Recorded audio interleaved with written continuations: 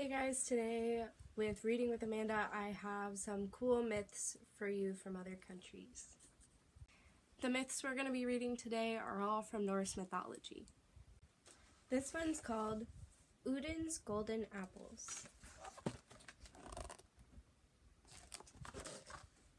Apples have a special place in mythology of many cultures. In Greek mythology, the golden apples of the Hesperides give eternal life. In this Norse myth, golden apples give the gods eternal youth. Still today, we have a folk saying called, "An apple a day keeps the doctor away." One day, Loki, the trickster god, was wandering with Odin through Midgard, the land of humans. Feeling hungry, they killed an ox and began to cook it. But the meat would not cook, even after several hours in the fire. In a tree above them sat an eagle. "If you promise to share with me," he called down to them, "I will let it cook." As soon as the meat was ready, the greedy eagle devoured it, leaving nothing for Loki and Odin. Loki hit the eagle with his staff, but it just stuck fast, and Loki's hand stuck to the staff. The eagle, who was really the giant Thiassi in disguise, flew off, dragging Loki with him. "I will let you go on one condition," Thiassi told Loki. "Bring me the goddess Idun, and the golden apples of eternal youth that she guards." The terrified Loki agreed. Loki went into Idun and told her he had found some apples even more wonderful than hers. "Come and see," he said, "and bring your apples. So we can compare them." As soon as Idun left Asgard, the home of the gods, Thiassi seized her. Without the golden apples, the gods and goddesses soon grew old and withered and very angry. They ordered Loki to bring Idun back.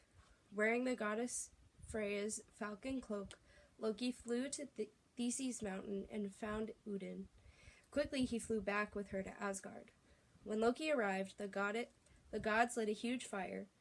Thiassi flew straight into it, and before the eagle was burnt up, Odin seized his eyes and flung them into the sky.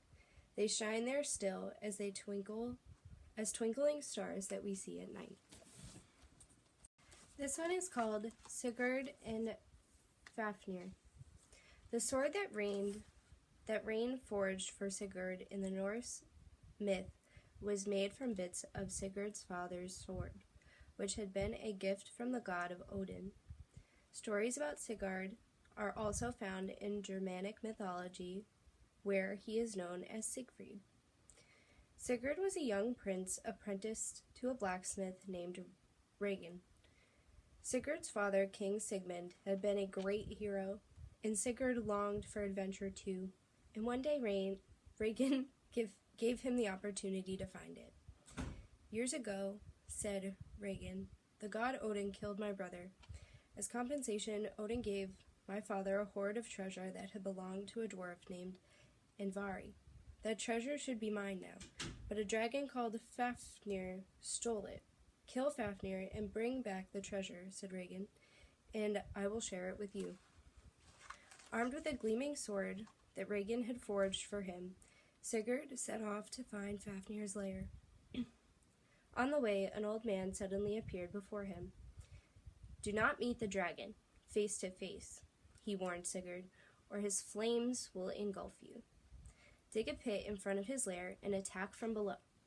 Then, when you have killed him, bathe yourself in his blood. No weapon, fire, or disease will ever harm you." The stranger vanished, and Sigurd realized that he had been a god in disguise. Sigurd soon found Fafnir's lair and dug a pit as the old man had told him.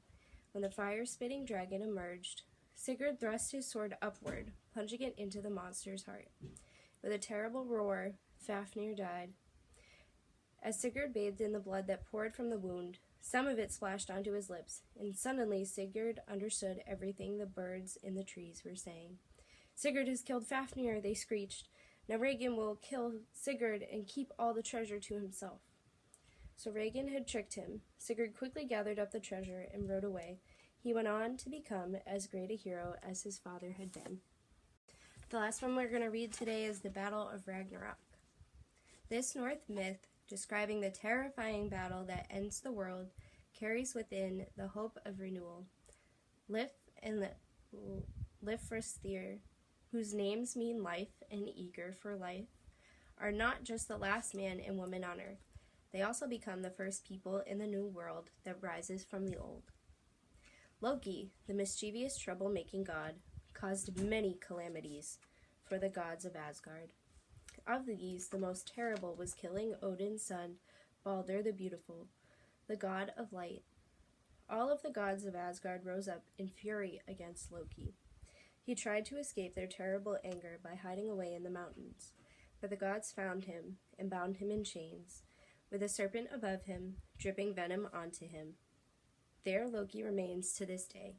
His wife Siguna catches most of the venom in a cup, but every now and then a drop hits Loki's face. He thrashes and howls, and the whole world trembles.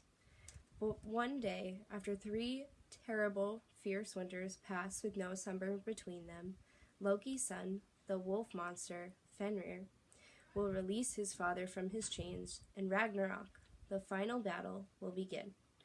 Fenrir will devour the sun and the moon, the stars, and all of the heavens will tremble, and lightning will shatter the sky.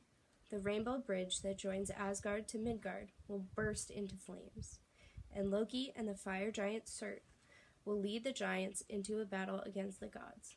Surt will set the world ablaze, and all the warriors, gods as well as giants, will perish in the flames. Only Odin's son Vidar, who will slay Fenrir, will survive. One human couple will survive too, Lif and his wife Lifrasthir, who will take shelter in the branches of Yggdrasil, the world tree. And when the battle of Ragnarok is over, they will climb down, ready to bring life and hope into the world once more. Thanks for joining me today from reading some myths from Myths and Legends. Today we read some Norse ones. If you have some favorite myths that you'd like me to read, send me an email or shoot me a comment.